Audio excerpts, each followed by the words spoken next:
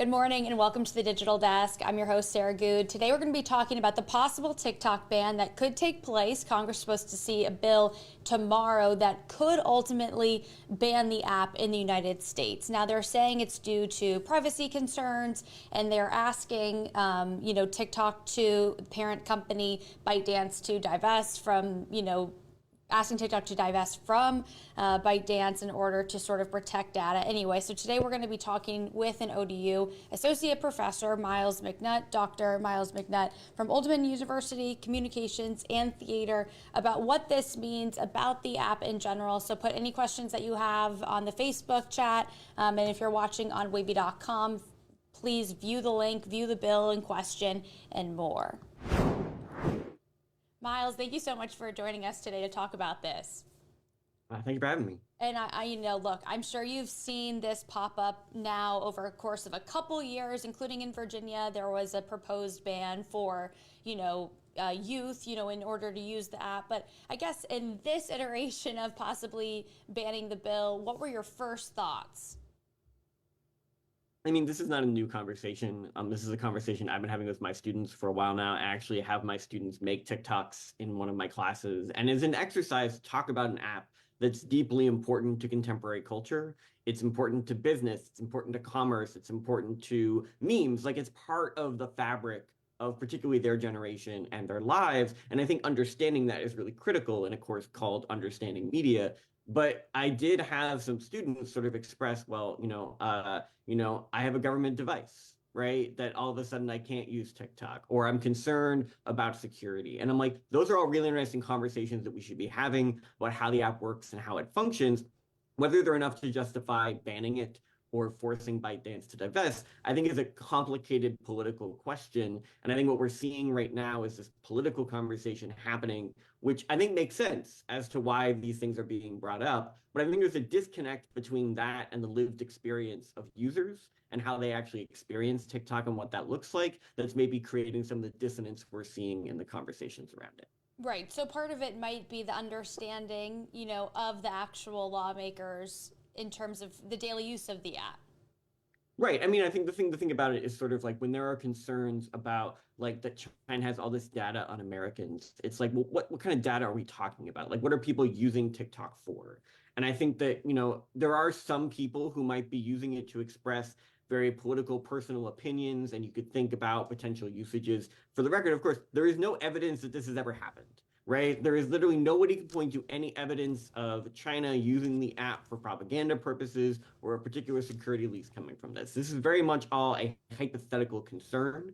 And I think for an average user, they're just like, oh, I saw an amazing video about a woman reuniting with their lost dog. Right. The I saw everyday routine an amazing experience video. is like that. Right.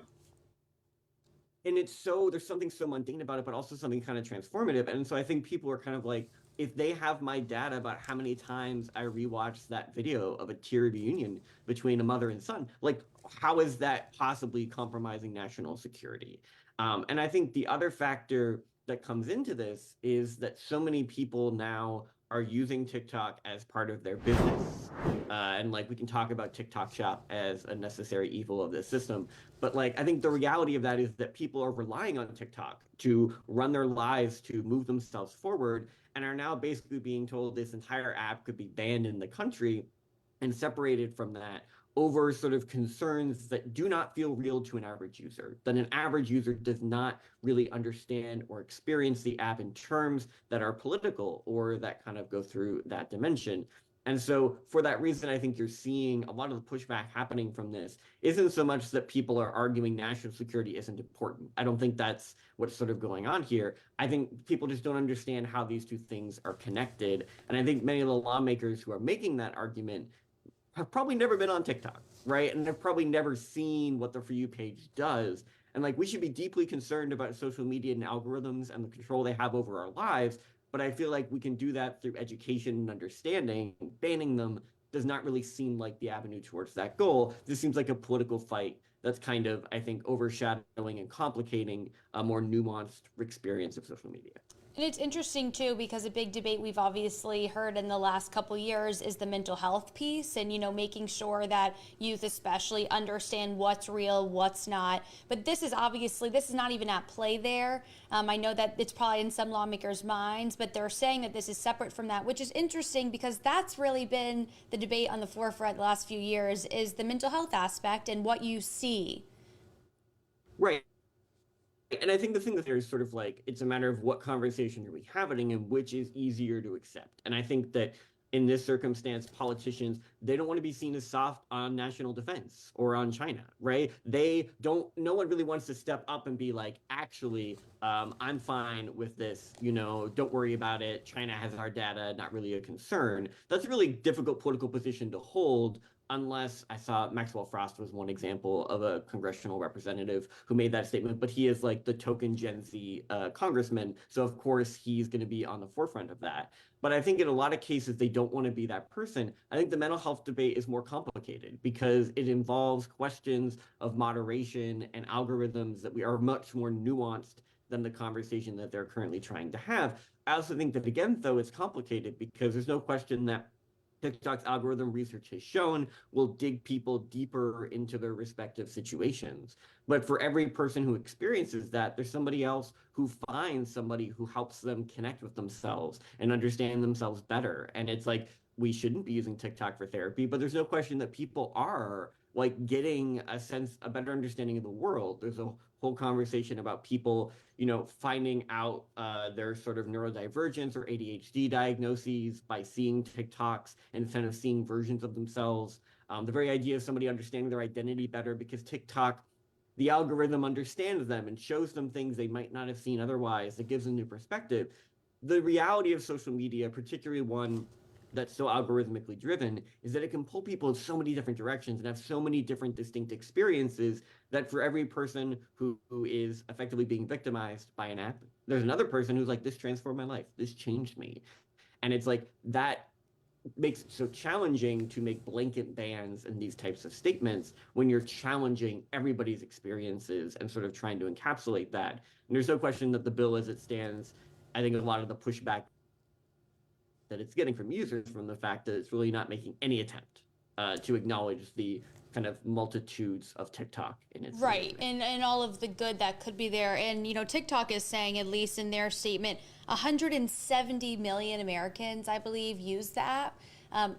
Obviously, there's going to be variety in there. As you said, there are people, I've seen people, talk about their experience with ALS, for example. You've seen people sort of make maybe more accessible some of these things for people. I also wanted to mention a big question, from the beginning was, they were saying that in Asia, people are getting more STEM content and things that are a bit more mathematically or science focused. Here, in the US, while that might not be on your For You page if you're not looking it up and that's not in your algorithm, there is literally, if you just slide over, a whole page, a whole feed dedicated to that. Right, and I think the reality is that, again, it's such a distinct form. And like I always try to emphasize this with my students, sort of the idea of an algorithm-based system. It's like every other social media app encourages friends and follows, right? It's primarily designed for you to control it. And the idea of the For You page is the notion that like it's doing all that work for you, that it knows you better than you know yourself. And it's like that's terrifying, just to be very clear. It should not know us better than ourselves, and that should work. But it's the relationship that builds that forms. And so I think when people are sort of like, oh, this could be used to spread propaganda. And it's like the whole reason the app is so, connective to people, we could argue addictive, but like the reason people enjoy it so much is because everything they're seeing is something they want to see. And so the idea that those people would then be susceptible to Chinese propaganda or any kind of sort of like process, they would reject it. It wouldn't fit the algorithm. It wouldn't bring people into the app. The whole business model would be undone if China, I think, were to do what they have been, basically accused of planning to do with this trove of data and these systems. And so I think that kind of if the app were to change in ways, like you say, that would beat against those principles, but everything's searchable. Everybody can find something if they want to, right? It's a question of do we get into those bubbles, right? Like, does it kind of silo us in to a very narrow version? But like, that's a broader lesson of social media we should always think about. And it's not something that this bill is trying to address or really pushing us to consider. This is much more of a political statement rather than a sociocultural kind of investigation of what these apps are and how we connect with them. Absolutely. And then there was an example they gave, I think back in 2020, they sold the famous, dating app Grinder because they were worried about foreign influence and the data as well. I don't even believe at that point, to my knowledge, I don't know, if there was a big example of that. But again, they forced the sale of that. And then now you also worry about, I think a good point was brought up this week about, well, what about the other apps? What about Facebook and Twitter and Instagram that have been traditionally used for, places where other countries can put out, propaganda and sort of infiltrate maybe our election system? Well, I mean, the reality is that in some ways, like because of how TikTok is organized, I think people would reject it much faster, right? As I sort of indicated, right? I think when things come up on Facebook, we're kind of used to random things coming up through our Facebook feeds. As kind of part of the appeal at this point, right? Of just kind of like we're just seeing what's going on. I think obviously it was something like Twitter, things get retweeted, sponsored posts into page. The mess of Twitter right now is beyond the scope of this conversation. And I'm just going to keep calling it Twitter. But like, think about TikTok. I think that we need to sort of engage with is like, I think any efforts to actively use it in that way, there's sort of like a claim of psyops, like all these different things that could happen. I think users would reject it in full. I think the algorithm's built to kind of be like, well, they didn't like that or they weren't paying attention to that.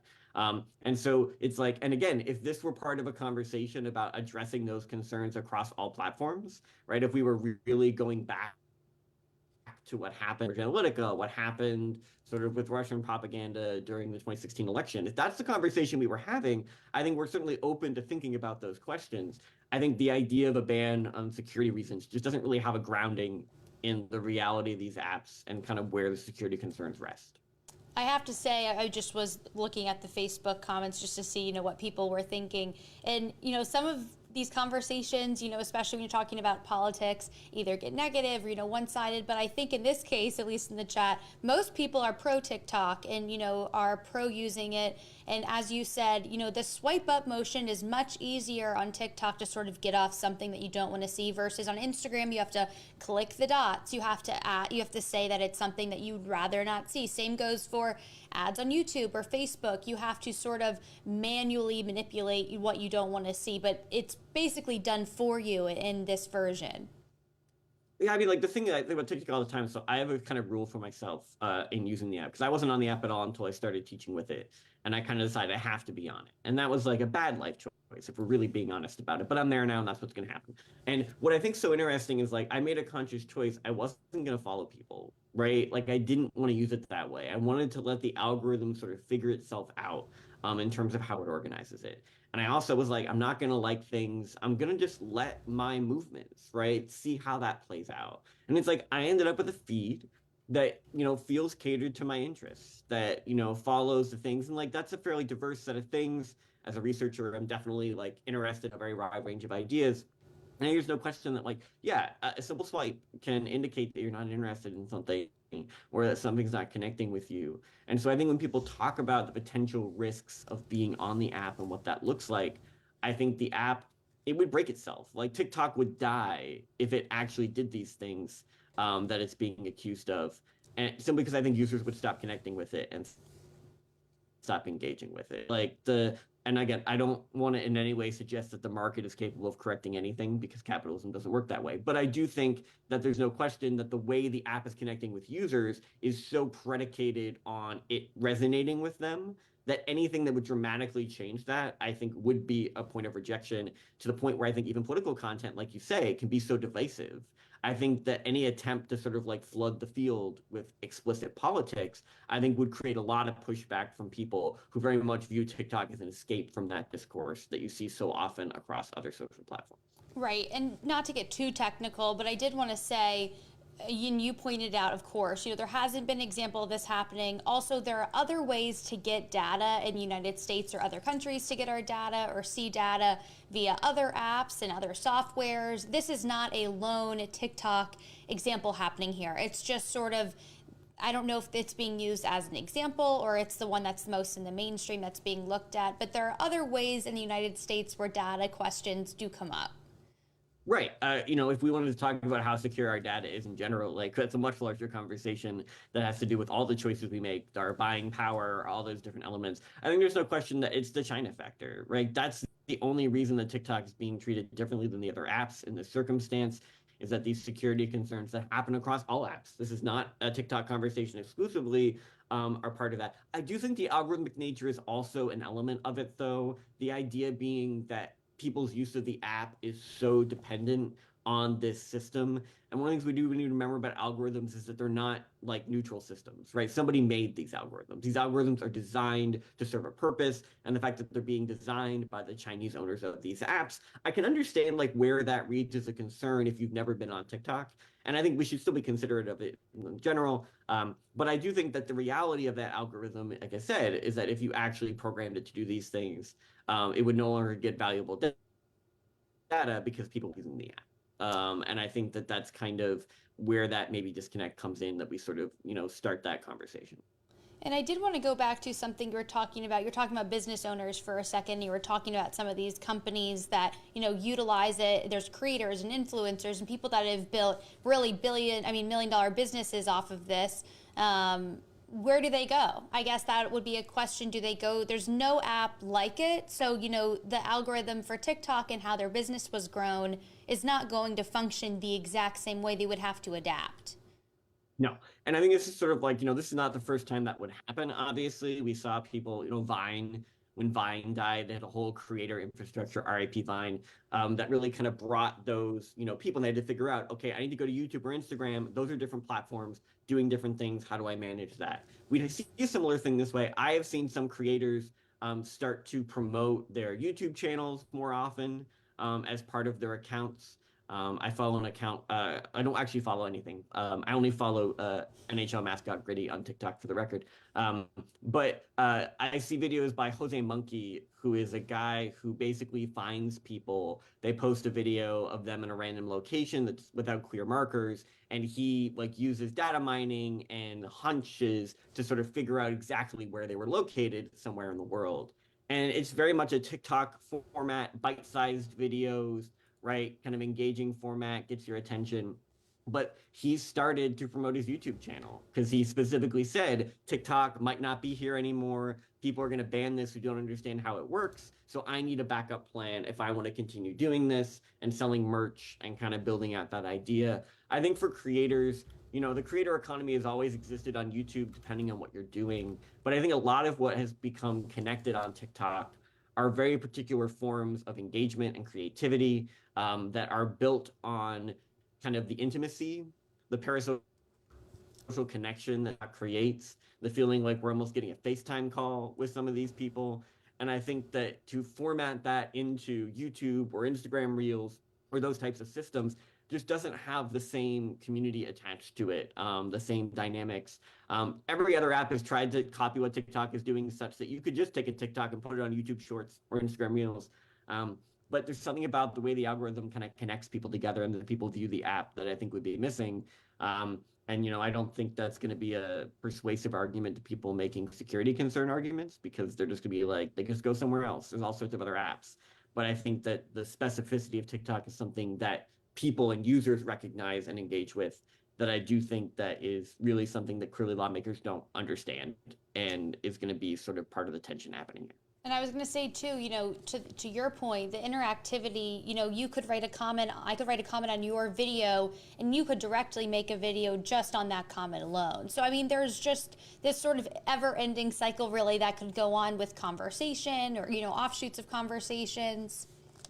Yeah, I mean, so I had one viral TikTok in my time using the app, which is not I don't make a lot of TikToks, but I made a TikTok about asking for reference letters of college professors because I'm like, look, this should not be that complicated. I saw a video, I stitched that video, stitching, of course, very particular to TikTok, doing a direct follow up, being able to continue a conversation, and I get so many people in the comments of my video kind of being like, okay, but what if this is my situation, right? How do I do this? How do I ask this question? And so I just sat down in my living room and just recorded a bunch of replies directly to people where it's like, hey, you're struggling to ask a professor because you've been out of school for a few years. Let's talk about how you should do that, right? How do I want to receive an email in that situation?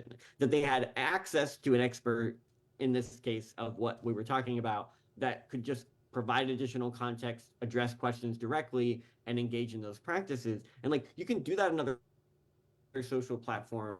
But TikTok, you're right. The way things play out is just part of that community. It's part of that conversation. Like every time I see a video in my feed and the next day get a part two, or I get a follow up, or I get a reply to it, and I see things play out, it's like I'm seeing a story play out, right? I'm part of a conversation. I'm part of this dialogue. There's a very distinct set of pleasures attached to that. That even if we don't think about the educational function, about the mental health function in a positive way or a negative way, but there's just something about the app that does kind of hit those kind of dopamine registers in terms of how I think we relate to it and connect with it.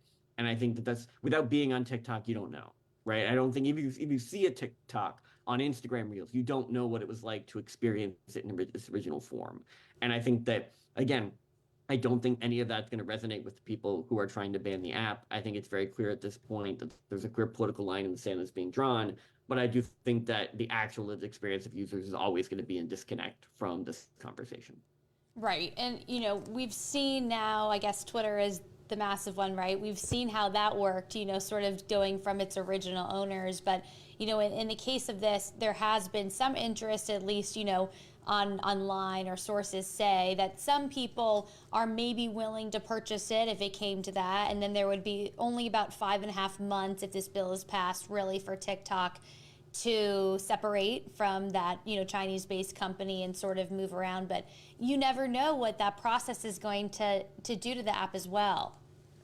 Right. And I think ultimately, like, it, I think people like to equate this with a ban, and it's like it's technically a divestment request. They're just trying to basically separate this from the China conversation so that the app, which, like, again, all major brands are on TikTok, right? The US capital, infrastructure is all deeply embedded within this app in a very functional way, such that there's no question that, like, they think I don't think the government literally wants to get rid of TikTok. I think they simply want to have it without needing to deal with the complexity of the China conversation and the security concerns therein. If another company comes in, as you said, we saw with Twitter, we don't know what that looks like. I do think that anybody trying, the hope would be in this case that if we are seeing a company take over, that they would be slightly less likely to sort of make dramatic Right, changes supporting to the way it TikTok, but works. not taking the TikTok itself over. Right. Right, because I think ultimately their goal would simply to be to keep the thing running, right? It's working, it's kind of building those systems. But yeah, if a billionaire were to step in and kind of run it as their own fiefdom, you have no idea what happens to these platforms. I think there's a very sort of limited capacity, and so again, I think I don't want to give the impression that I'm taking the concerns around TikTok and security lightly. I don't think it's something we shouldn't be considering. I think it's a matter of if we want to talk about the issues of social media and potential risks to users, I think we should be having a very much more complicated conversation that should happen across all apps. I think singling out TikTok for just this reason is maybe giving people a false understanding of whether there are security concerns with other apps as well, and what we should really be thinking about, and what kind of data we should be sharing. Quickly, just based off what you said, I just wanted to reiterate your point that it's not technically a ban. However, it will be, you'll have a significant fine. It'll be banned from the app stores. If you yourself use it, you can be fined. And then I think they calculated for Apple and maybe for, Samsung and for these companies, it would be 850 million or so in fines. So definitely probably a risk they don't want to take at that Yeah. point. So a Yeah, no, ban there's is no question. effective, and what would Yeah. happen. Mm-hmm. I mean, I think the way in that obviously, like, they're trying to get around the constitutionality of actually banning it, which I think they understand they really reasonably cannot do. Realistically, they don't want to actually ban it. They just want them to divest Right. it, right? That's a threat, right? It's just kind of to create the circumstance that they want, which is for them no longer to be owners and for TikTok to just exist as a separate entity. That was what was close during the Trump administration when the executive order came down. I saw, of course, this morning that Trump is now against a ban. Which is a new added wrinkle to this conversation that we'll see how that plays out, given how that has impacted legislation over the past couple months. But that's kind of a new dimension that we'll see play out. It was interesting because Biden, during the Super Bowl, I believe, made his account on TikTok to reach that demographic. And I think, we've seen that Trump and some of the MAGA content does really well on the app with the demographic. So obviously, you never know what's at play here. But Well, that's the thing is like realistically, we're talking about an app where I think if they grasped and understood how to use it, and I think there's been plenty of politicians who've used TikTok very successfully, right, in ways that kind of demonstrate, hey, there's potential to reach young people and get them engaged in politics, etc. But I also think you also have so little control over it, and the reach of your videos and how those things play out that I think it's just an unknown, and I think unknowns can be scary. And so, yeah, I think we'll see where this lands to understand what role it will play in the coming election. And I just want to ask last thing. Sorry for taking so much of your time, but No, please. it's so interesting to talk about. What would you say to the people on the panel? I guess what would be your biggest advice? If we had a magic microphone to be able to talk to them, but would it be using it? Making this in Congress, whether we're talking about TikTok or whether we're talking about Twitter or Facebook, but understanding what actually the software is on a personal level? I mean, the simple truth is that, and I say this not in an effort to shame them for this fact at all, but like the average age of a person in Congress is simply not going to connect them with this. This isn't their culture, right? And I don't think it needs to be, right? Not everybody needs to be on social media or engage with that. But I think that there is a responsibility when you think about how central these apps are to people's lives, their livelihoods, their experiences. I think particularly coming out of the pandemic, these social media platforms were actually a central way that we connected to the world and felt those things happening that we've seen, in many ways. I think the challenge of TikTok is everybody's TikTok is so different, right? Like anybody who joined TikTok in 2020 likely has a much more political TikTok than people who joined after, because they joined in the summer of Black Lives Matter. They joined in the environment of the 2020 election where that kind of defined their engagement with it. Other people who joined before that, maybe it's mostly dance content, but like everybody has their connection to it. And I think you need to hear those stories. You need to talk to those people. You need to get an understanding of how that is happening. And I think that ultimately there needs to be sort of an understanding that whatever conversation we're having about TikTok cannot just be being had about TikTok, or else we're really not having the conversation we need to be having, right? Like if they want to talk about bans and around these issues and these alleged concerns, we need to have the same conversation with Facebook and Twitter and all these different platforms. And I think at this point, because it's tied to that political realm, the cultural realm, the social realm, I think we're not really getting that story. And I'm not super convinced that them being on TikTok is going to help all that much. I think that would be a very much complicated process. But I think certainly asking them to talk to the people, to their constituents, to the people who are kind of part of these systems. I really, frankly, don't need to hear from the people who run TikTok to understand this better. I need to talk to people who use it, who are part of it, who are kind of the ones who would be impacted by this, because I think that ultimately it's their lives and livelihoods that I think should matter and that should spark deeper conversations about the issue.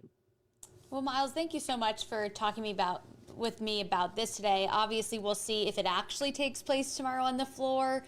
What happens if tomorrow doesn't go through as they report it perhaps will, then we'll be back, talking about probably what the next ban could possibly look like, whether, state-wise or nationally.